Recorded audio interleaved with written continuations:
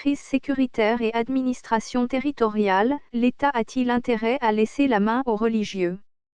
Dans la perspective de la refondation de l'État malien, il urge de s'interroger sur le récent rôle joué par le Haut Conseil islamique du Mali, HCIM, dans le retour de la paix à Farabougou et ses environs, dans le cercle de Gnono.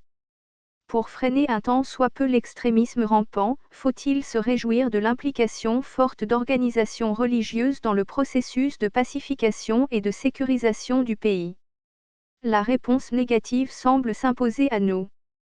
Le blocus de Farabougou, selon des sources concordantes, a été levé, la semaine dernière, grâce à la médiation du Haut Conseil islamique du Mali, HCIM. C'est-à-dire qu'il a fallu qu'une délégation de leaders religieux du HCIM vienne supplier des hordes de djihadistes pour que ceux-ci acceptent desserrer l'étau autour de la localité de Farabougou, une partie du territoire national.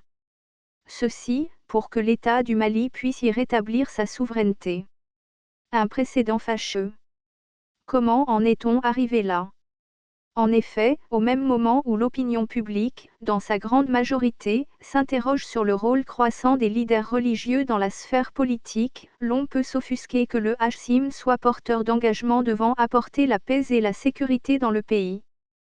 Quels discours ces religieux ont-ils tenus aux djihadistes preneurs d'otages de Farabougou, pour qu'ils entendent raison et laissent les populations jouir de leur liberté fondamentale? Sur quelle base les chefs terroristes qui avaient isolé Farabougou depuis le mois d'octobre 2020, persécutant, malmenant et tuant les paisibles populations ont finalement accepté de lever le siège de la localité?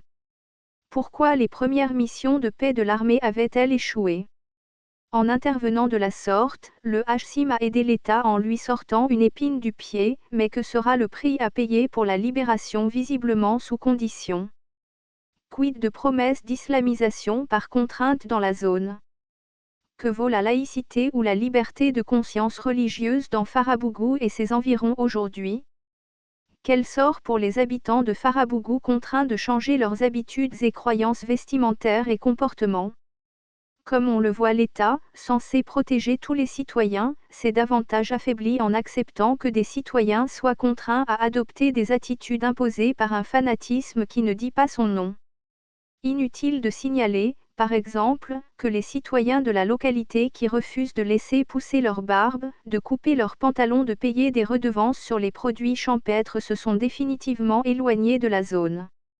D'où un exode ou des déplacements forcés de nombreux habitants. L'on comprend alors que le retour de la paix décrété dans la localité est une sinécure, car il aura été question d'une paix arrachée au forceps. L'État devant perdre une partie de son droit régalien de protéger tous ses fils et de leur assurer un minimum de sécurité ou de liberté. Quand on sait que cette compromission de Farabougou s'est étendue à Dogofri et pourrait étendre ses tentacules vers d'autres horizons, il y a lieu de réfléchir par deux fois avant d'applaudir le travail du HCIM. Source: maliweb.net